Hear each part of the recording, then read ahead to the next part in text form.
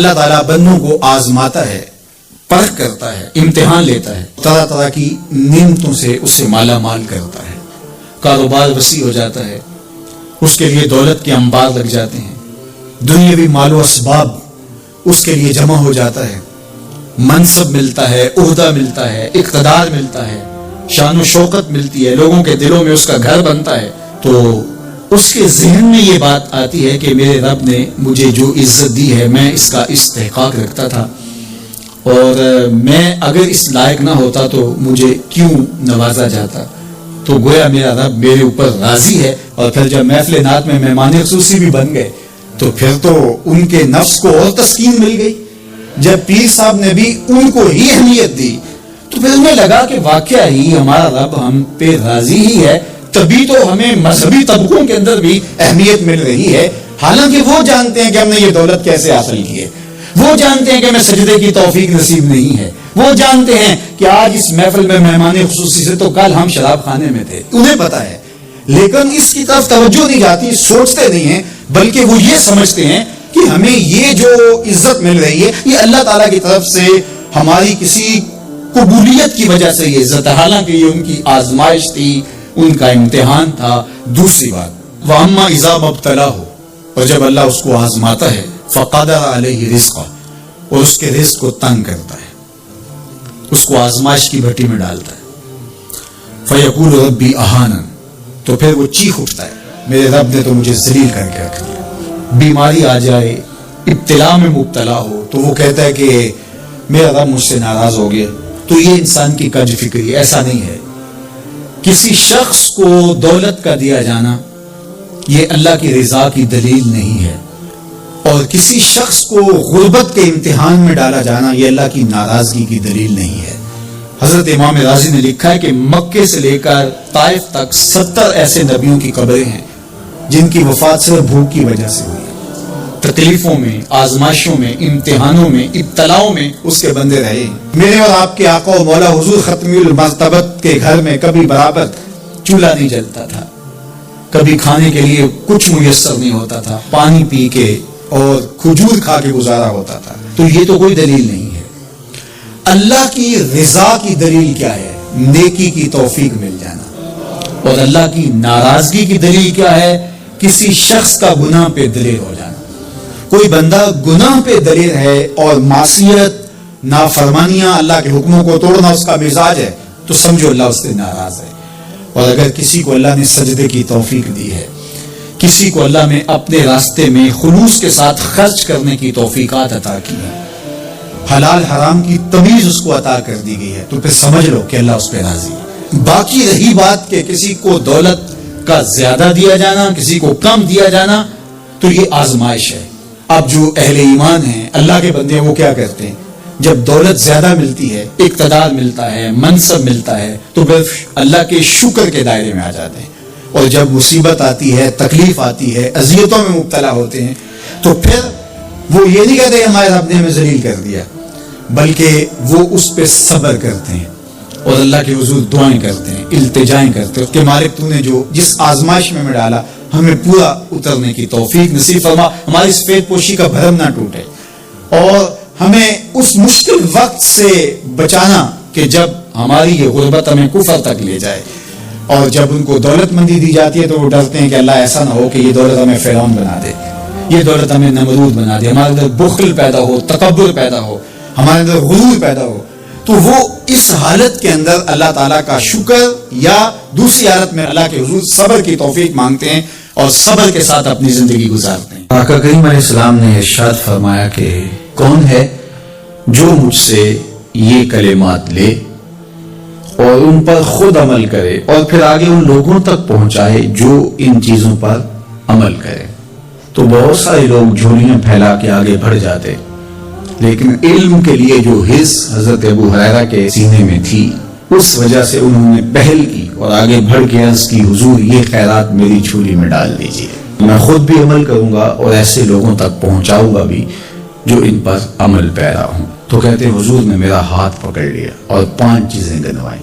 پہلی بات میرے حضور نے ارشاد فرمائی، اتق المحارم تکن عابد الناس، اللہ کی حرام کردہ چیزوں سے بچ جاؤ تم لوگوں میں سب سے بڑے عبادت گزار بن جاؤ گے۔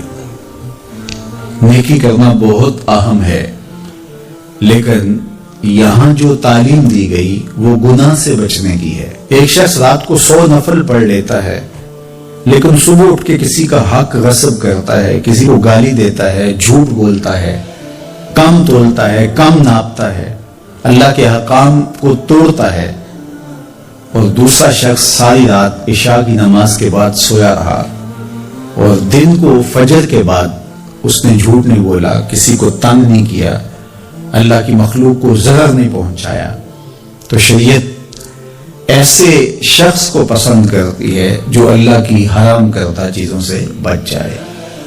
نیکی کی توفیق مل جائے، نفلی عبادات میسر آ جائیں تو بڑی بات ہے، لیکن اس سے بڑی بات یہ ہے کہ اللہ کی حرام کردہ چیزوں سے بچا جائے۔ دوسری بات ارشاد کی، وَرْضَ بِمَا قَسَمَ اللَّهُ لَكَ تَكُنْ أَغْنَى النَّاسِ، اللہ کی تقسیم پہ راضی ہو جا، لوگوں میں سب سے بڑا غنی تو ہوگا۔ دولت کی کثرت سے بندہ غنی نہیں بنتا، کتنے دولت مند ہیں، نفس کی کمینگی ہی ختم نہیں ہوتی۔ تو غنی اس وقت بندہ بنے گا جب اللہ کی تقسیم پہ راضی ہو گیا، اللہ نے جس حالت پہ رکھا اس حالت پہ خوش ہے کہ میرے مالک نے مجھے جو دے دیا یہ میرے لیے اس نے مناسب جانا، تو بس میں اس پہ راضی ہوں، میں اس پہ خوش ہوں۔ اور اگر انسان یہ نہیں چاہتا اور نہیں کرتا تو جہاں بھی ہوگا وہ مطمئن نہیں ہوگا۔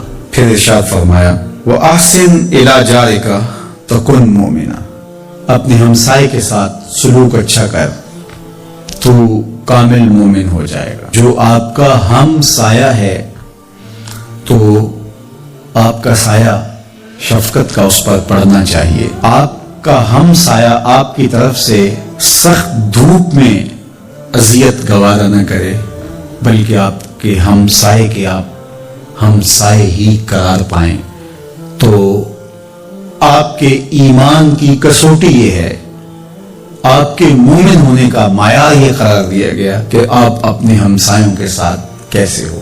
چوتھی چیز، وَأَحِبَّ لِلنَّاسِ مَا تُحِبُّ لِنَفْسِكَ تَكُنْ مُسْلِمًا، اگر تم کامل مسلمان بننا چاہتے ہو تو جو اپنے لیے پسند کرتے ہو تمام مخلوق کے لیے وہ پسند کرو۔ اب کوئی شخص یہ مزاج اپنی طبع میں راسخ کر لے تو معاشرے کے اندر شر، فساد، بدامنی، کسی کے حقوق کو غصب کرنا، کسی سے زیادتی کرنا، کسی کا برا چاہنا، سب کچھ ختم ہو جائے گا اور یہ معاشرہ جنت نظیر بن جائے گا کہ جو ہم اپنے لیے پسند کرتے ہیں وہ ہم اپنے دوست کے لیے، بھائی کے لیے، ہمسائے کے لیے، عزیز کے لیے، رشتہ دار کے لیے پسند کریں۔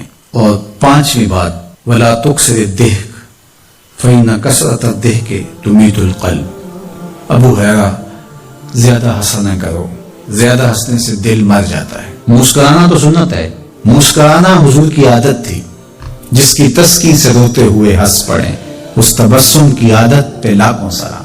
مسکرانے کے بعد اگلا مرحلہ دہک کا آتا ہے، لیکن دہک کبھی کبھی حضور سے صادر ہوا اور کہا یہ حضور علیہ السلام سے صادر نہیں ہوا، تو کہے سے منع کر دیا گیا۔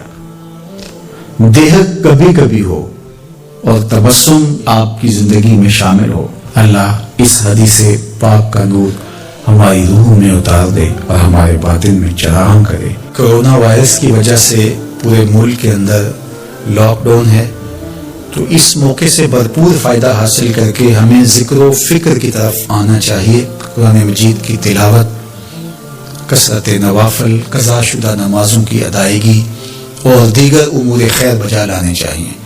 اپنے ماں باپ کی صحبت میں بیٹھنا چاہیے، ان کی دعائیں لینی چاہیے، اپنے بچوں کے پاس بیٹھیں، اور بہت سارے اور امور جو ہم اپنی مصروفیات کے باعث پورے نہیں کر پاتے، تو یہ موقع ہے ان کو پورا کرنے کا۔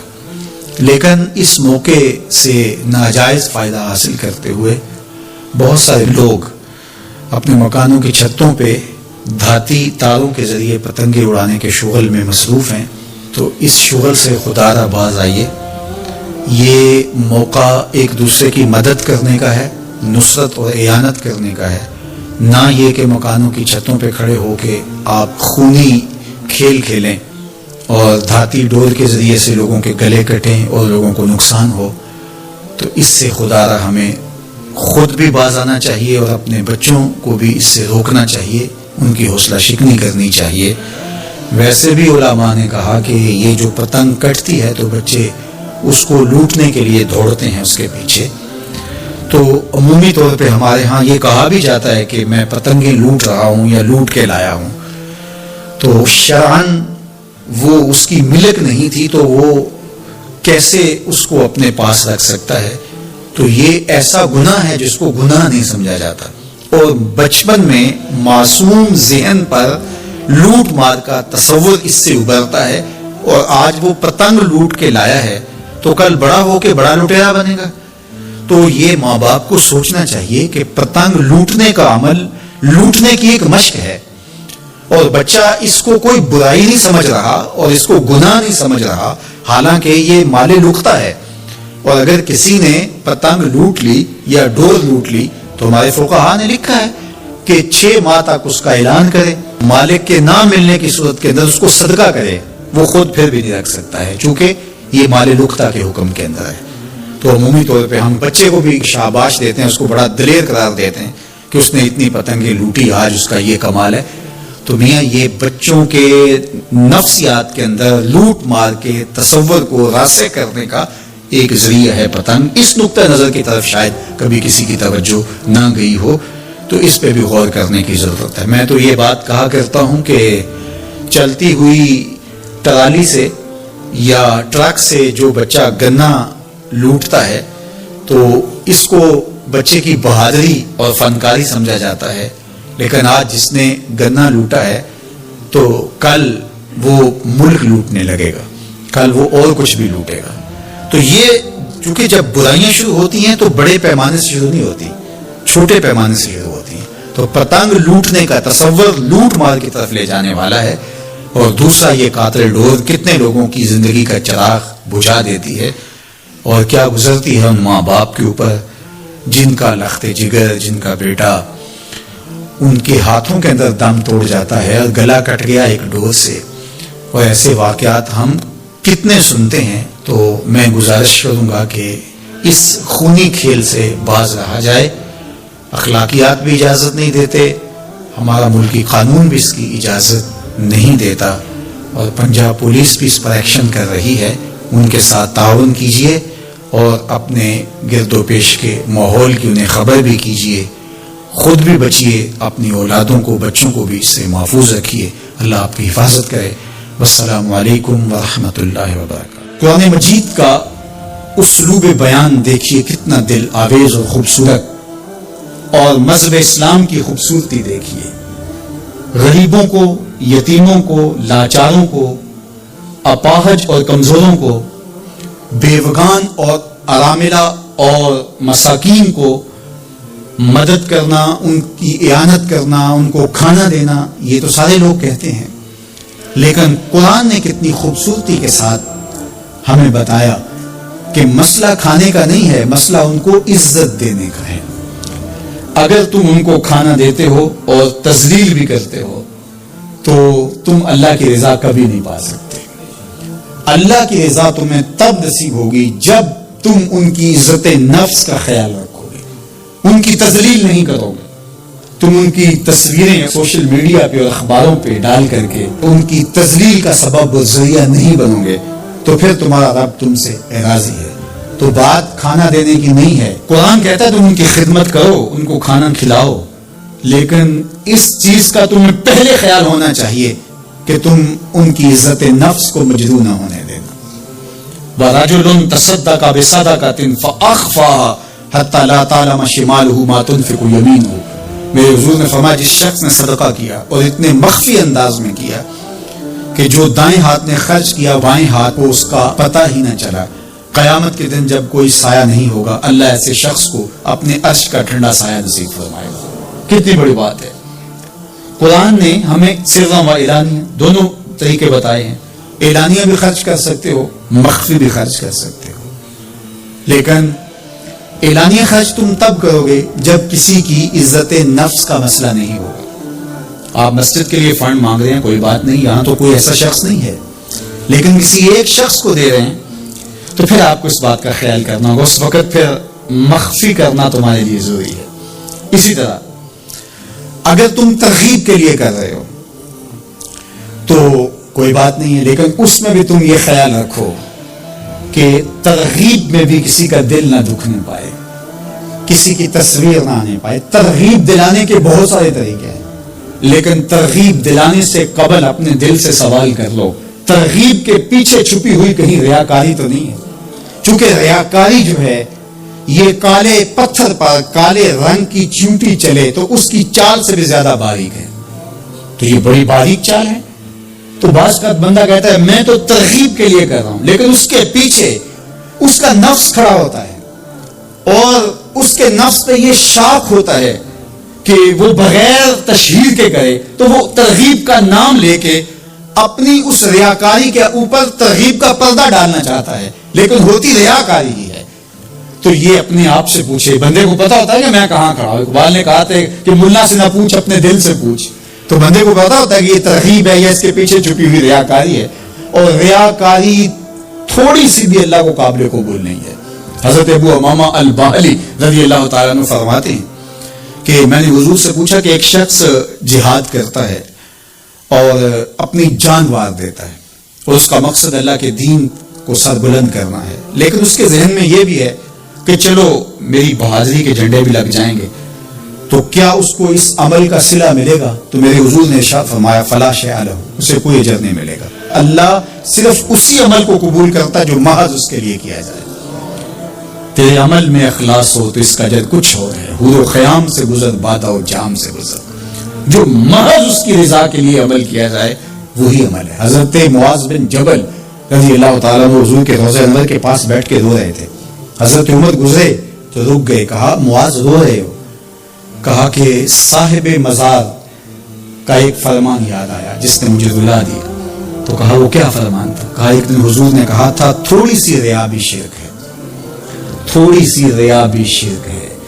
تو ضرور رکیے، آپ ترغیب کا نام لے رہے ہیں کہ میں ترغیب دینے کے لیے کر رہا ہوں، لیکن ذرا ایک لمحے کے لیے رک کے اپنے آپ سے سوال کر لیجئے، ترغیب کے پردوں کے پیچھے چھپی ہوئی کہیں ریا تو نہیں ہے؟ اگر ریا کہیں چھپی ہے تو عمل ضائع ہو گیا، عمل برباد ہو گیا۔ کیتی کتری پئی کھو محمد تے سکہ بنیا زردہ، سب کچھ برباد ہو گیا۔ اس لیے محض اس کی رضا کے لیے ترغیب بھی اگر آپ کی نیت ہے تو اس سے قبل اچھی طرح اپنے آپ کو جانچ لیں کہ ہم کھڑے کہاں ہیں۔ اللہ اکبر۔ تو کہا کہ کلا بل لا تکرمون الیتیم، تمہارا مسئلہ یہ ہے کہ تم یتیم کی تکریم نہیں کرتے ہو، عزت نہیں دیتے۔ حضور علیہ الصلوۃ والسلام نے فرمایا کہ مومن کا معاملہ بھی بڑا عجیب ہے کہ اسے اگر تکلیف ہوتی ہے تو اس پر وہ صبر کرتا ہے، یا اسے خوشی ملتی ہے تو اس پر وہ شکر کرتا ہے، تو دونوں صورتوں میں اللہ اس کو اجر عطا کرتا ہے۔ اور یہ صرف شان مومن کی ہی ہے کہ وہ مصیبت پر صبر کرے، بلکہ فرمایا کہ مومن کے پاؤں میں کانٹا بھی چبھتا ہے تو اس کا بھی اس کو اجر دیا جاتا ہے، اس کے درجے بلند ہوتے ہیں، اس کے گناہ معاف کر دیے جاتے ہیں، اس کی خطاؤں سے درگزر کر لیا جاتا ہے۔ لیکن یہ مشروط ہے اس تکلیف کو صبر کے ساتھ برداشت کرنے سے۔ اگر وہ واویلا کرتا ہے، ناشکری کے کلمات کہتا ہے، تو تکلیف تو ختم نہیں ہوتی لیکن اجر زائل کر دیا جاتا ہے۔ تو اس لیے ہمیں ہر صورت کے اندر صبر کے دامن کو مضبوطی سے تھامنے کی تلقین کی گئی، اور اہل ایمان کو یہ بھی سبق دیا گیا کہ جب انہیں کوئی بھی مصیبت پہنچتی ہے تو وہ کہتے ہیں انا للہ و انا الیہ راجعون، کہ ہم اسی کے ہیں اور اسی کے حضور پلٹ کے جانا ہے۔ تو یہ وہ امر ہے کہ جو ان کی طبیعت کے اندر ٹھہراؤ پیدا کرتا ہے اور ان کی زندگیوں کے اندر اللہ تعالیٰ جل شانہ پر جو یقین ہے اس کا پتہ دیتا ہے۔ اگر مصیبت کو اللہ کی طرف سے سمجھ کے مان کے صبر کیا جائے، اس کو مقدور سمجھا جائے، اس پر واویلا نہ کیا جائے، اللہ کی نافرمانی کا کوئی کلمہ نہ بولا جائے، اپنے عقیدے میں تزلزل نہ آنے دیا جائے، اپنے رویوں کی خوبصورتی کو زائل نہ ہونے دیا جائے، تو اس کا مطلب ہے کہ وہ شخص مومن ہے اس کا یقین ہے کہ یہ اللہ کی طرف سے ہے، تو پھر اس کے یقین کے صلے کے اندر اللہ اس کو پھر ہدایت قلب کا چراغاں نصیب کرتا ہے. اور فرمایا واللہ بکل شیء علیم، اور اللہ ہر شے کو جاننے والا ہے. اسے پتہ ہے کہ کسی پر مصیبت نازل کیوں کرنی ہے، اور اس مصیبت سے اس کا امتحان لینا مقصود ہے، اس کے درجوں کو بلند کرنا مقصود ہے، اس کے گناہوں کو معاف کرنا مقصود ہے، اس کو کسی آزمائش میں ڈال کر کے اس کو مزید کندن بنانا مقصود ہے، یا اس کا کیا مقصود ہے، اس کو سزا دینا مقصود ہے، یہ اسے پتا ہے. تمہارا رب تمہاری طرف آنے والی جو تکلیفیں ہیں ان کے اندر ہزارہا پنہا حکمتوں سے واقف ہے. یہاں یہ بات بھی سمجھنے کے قابل ہے کہ جو شخص مصیبت کے آنے پر صبر اور استقامت کے ساتھ اس سے نپٹتا ہے اور اللہ پر جو اس کا یقین ہے اس میں تزلزل پیدا نہیں ہونے دیتا. کل من عند اللہ، اے محبوب فرما دیجئے جو کچھ ہے وہ تمہارے رب کی طرف سے. یہ اس کا خیال اور فکر ہے کہ یہ میرے اللہ کی طرف سے، تو پھر اس مصیبت کو ٹالنے والا بھی وہی ہے. تو اگر یہ اس کا عقیدہ پختہ تھا تو پھر وہ مالک کی دہلیز چھوڑ کے، مالک کی چوکھٹ چھوڑ کے کسی اور دہلیز پہ نہیں جائے گا، کسی اور چوکھٹ پہ نہیں جائے گا. وہ اس مصیبت کو دور کرنے والا مؤثر حقیقی اللہ کو ہی جانتا ہوگا اور اسی کے حضور دعائیں کرے گا، التجائیں کرے گا. کسی شرک کا ارتکاب نہیں کر سکتا ہے اور وہ مالک کی دہلیز سے کبھی روح گردانی نہیں کر سکتا، بلکہ اس تکلیف کے آنے سے وہ اپنے رب کے ساتھ اور زیادہ جڑ جائے گا. اور اگر وہ صبر کرے تو یہ اس کا ایک مرتبہ ہے کہ وہ حوصلے کے ساتھ اس تکلیف کو برداشت کرے. اور دوسرا مرتبہ جو اس سے بڑھ کر ہے کہ اس پہ اللہ کی رضا کے سانچے میں اپنے آپ کو ڈھال لے کہ جے سونا میرے دکھ وچ راضی، میں سکھ نو چولہے ڈاواں. اگر وہ اس بات پہ راضی ہے تو کوئی بات نہیں ہے، میں اس پہ راضی ہوں کہ میرے رب کی یہ رضا ہے. تو یہ دونوں چیزوں کا مل جانا یا دونوں میں سے کسی ایک کا مل جانا، یہ اللہ کی طرف سے اس کو دیا گیا انعام ہے جو اس مشکل حالات میں اس کو حاصل ہوتا ہے. اب وہ کس کیفیت میں ہے اللہ تعالیٰ اس کو خوب جانتا ہے کہ وہ اس پہ صبر کر رہا ہے یا اس کا اندر ڈول رہا ہے. اس کا عقیدہ کمزور تھا اور وہ کمزوری کے باعث جو ہے وہ تزلزل کا، تذبذب کا شکار ہو گئے.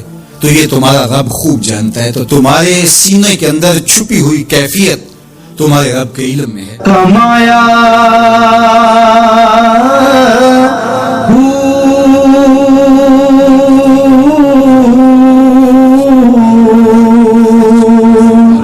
نام بھج مسیح وڑیا نا تسبا جو مانگنے لگ جاتا ہے سوال کا دروازہ کھول لیتا ہے، اللہ اس کے لیے محتاجی کا دروازہ کھول لیتا ہے. حالات سخت بھی ہوں، اگر قابل برداشت ہوں تو ان کو برداشت کرنا چاہیے تاکہ سوال کی عادت نہ پڑے. انسان مخمسے کی حالت میں ہو، مجبور ہو جائے تو وہ ایک الگ بات ہے. مخمسے کی حالت میں سوال جائز ہو جاتا ہے، لیکن اگر حالت مخمسے کی نہ ہو تو پھر سوال نہیں کرنا. تھوڑی سی مشکل آئی اور اناج بٹتے ہوئے دیکھا تو خود بھی سوالی بن کے جا کے کھڑے ہو گئے، جبکہ ہمارے گھر کے اندر اتنا کچھ موجود تھا کہ ہم گزر کر سکتے تھے، لیکن مفت کا مال ہے لہذا کوئی حرج نہیں ہے. تو پھر آہستہ آہستہ انسان اس کا عادی بن جاتا ہے. اللہ اس وقت سے بچائے کہ ہم محتاج ہوں اور ہمیں عملاً اس جگہ پہ آنا پڑے. اللہ سب کو محفوظ فرمائے. لیکن اگر حالات کچھ تلخ بھی ہوں تو پھر بھی اگر آپ دیکھیں اپنے آپ کو کہ کیا ہم ایسی جگہ پہ تو نہیں ہیں کہ ہم سوال کرنے جائیں، تو باہر ایک ماحول دیکھ کر کے تو لپک پڑنا، تو اس سے آپ کی طبع کے اندر سوال کی عادت پیدا ہوگی. تو اس لیے جو مانگنا شروع کر دیتا ہے پھر اس کے لیے محتاجی کا دروازہ بند نہیں ہوتا، الا یہ کہ کچھ سخت مجبور ہو جائے تو شریعت اس کو اس کی اجازت دیتی ہے. تیسری بات میرے اور آپ کے آقا و مولا نے جو قسم کر کے کہی، ما نقص مال عبد من صدقہ، کہ صدقے سے بندے کا مال کم نہیں ہوتا. آپ کا اکاؤنٹنٹ کہتا ہے کہ اگر اتنے پیسے اتنوں سے نکال دیے گئے تو باقی اتنے بچیں گے، کیلکولیٹر کا حساب بھی یہی ہے. لیکن میرے محبوب فرماتے ہیں کہ میں زمانہ دیتا ہوں کہ صدقے سے مال کم نہیں ہوتا، تو اس لیے تم راہ خدا میں خرچ کرو گے تو میرا رب کہہ رہا ہے خیر لانفسکم، یہ تمہارے لیے بہتر ہے. تمہیں لگتا ہے کہ اتنے کم ہو جائیں گے، لیکن ایسا نہیں ہے. تمہارا مال صدقے سے گھٹتا نہیں ہے، صدقے سے تمہارا مال بڑھتا ہے. اور اللہ تعالیٰ جل شانہ ایک کا 10 گنا عطا کرتا ہے، 70 گنا عطا کرتا ہے، 700 گنا عطا کرتا ہے. فرمایا اللہ چاہے تو اس سے بھی زیادہ عطا کر دے. اور پھر فرمایا ان تقرضوا اللہ قرضا حسنا یضاعفہ لکم، اگر تم اللہ کی راہ میں قرض حسنا دو تو وہ دگنا کر کے دے گا. اچھا، یہ کیسا اللہ کا انداز بیان ہے کہ خود مال دے کے خود کہہ رہا ہے مجھے قرضہ دو، اور پھر خود کہتا ہے میں دگنا دوں گا. دیا ہوا کس نے ہے؟ اسی نے. اور کہتا ہے کہ جو میں نے تمہیں دیا ہے اس سے مجھے دو، اور میں پھر اس کو اپنے دیے ہوئے مال سے دیے گئے مال کو دگنا کر کے تمہیں لوٹاؤں گا. اللہ اکبر. اور پھر فرمایا وَيَغْفِرْ لَكُمْ، اور تمہیں بخش بھی دوں گا. واللہ شکور حلیم، وہ شکر گزار بھی ہے اور حلم والا بھی ہے. اللہ اکبر. وہ بردبار بھی ہے، وہ تمہارا شکر گزار بھی ہوگا، تمہیں دگنا کر کے بھی دے گا، تمہاری مغفرت بھی کر دے گا، اور تمہارے مال میں کمی بھی نہیں آنے دے گا، اور یہ بہتر بھی تمہارے لیے ہوگا. یہ تمہاری آزمائش تھی، تمہارا مال تمہیں دے کر تم سے مانگا، اور جس کے لیے مانگا اس کو اللہ ڈائریکٹ بھی تو دے سکتا تھا، لیکن کہا کہ اس کی آزمائش ہے کہ اس کو غربت کی بھٹی میں ڈالا گیا. تمہاری آزمائش یہ ہے، تمہیں فراوانی دی گئی. آپ دیکھیے کہ وہ آزمائش میں پورا نکلتا ہے، تم آزمائش میں پورے نکلتے ہو، دونوں آزمائش میں پورے نکلتے ہیں، یا پھر تم نامراد اور ناکام ہو جاتے ہو. اللہ اکبر. اللہ جل شانہ پورے عالم کے اوپر پھیلی ہوئی وبا کو دور فرمائے، بالخصوص امت مسلمہ کی خیر کرے، اور میرے وطن پاکستان کو امن کا، نور کا، رحمت کا گہوارہ بنائے، اور یہاں نظام رسول کی بہاریں پیدا کرے. اللہ ہمیں معاشی بحرانوں سے نکال کے معیشت کا استحکام عطا کرے، اور ایک دوسرے کے لیے جذبہ احساس، جذبہ ہمدردی اور راہ خدا میں خرچ کرنے کا جذبہ فراہم ہمارا مقصود کرے. کہ اے تن رب دا سچا حجرا،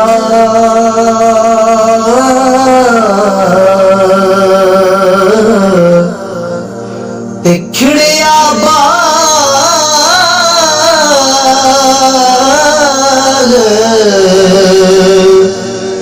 بہاراں